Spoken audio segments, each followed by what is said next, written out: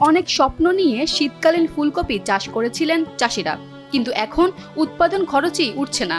দাম ও ক্রেতা না থাকায় জমিতেই নষ্ট হচ্ছে ফুলকপি। জমি পরিষ্কার করতে ফুলকপি এখন খাদ্য হিসেবে নিচ্ছেন স্থানীয়রা। যেরকম সন্তান মানুষ করতে হয় কপির চাষ, এরকম ভাবে সন্তান মানুষ করার মতন চাষ করতে হয়। এখন আমরা কপির দাম পাইছিনি, আমরা এখন কি করি, কোনো উপায় নাই।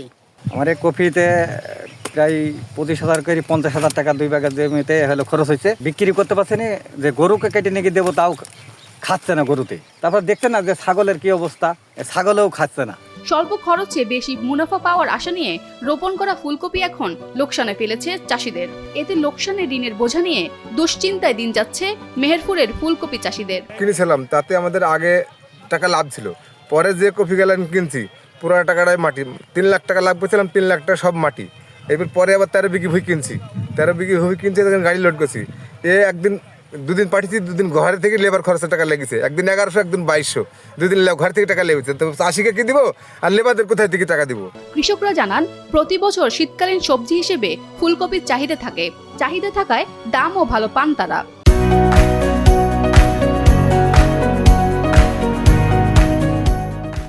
লাভের আশায় চলতি মৌসুমেও অনেকেই ফুলকপির চাষাবাদ করেছেন, কিন্তু এবছর নানান জাতের সবজিতে বাজার ভরে যাওয়ায় উৎপাদন ভালো হলেও মুনাফার অঙ্ক শূন্যের ঘরে।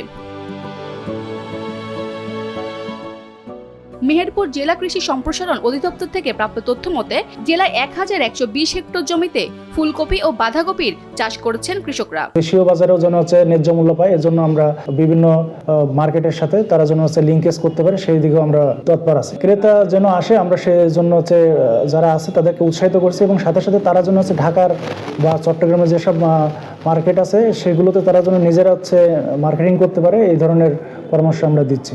অন্যদিকে কৃষকের হতাশার খবর স্বপ্ন কর্তৃপক্ষের চোখে পড়লে তারা কৃষকদের কাছ থেকে প্রাথমিকভাবে 10,000 পিস ফুলকপি কিনে নেয়। মেহেরপুর থেকে ইয়াদুল মোমিনের পাঠানো তথ্যচিত্রে ডেস্ক রিপোর্ট, ফারজানা আমিন, কালের কণ্ঠ।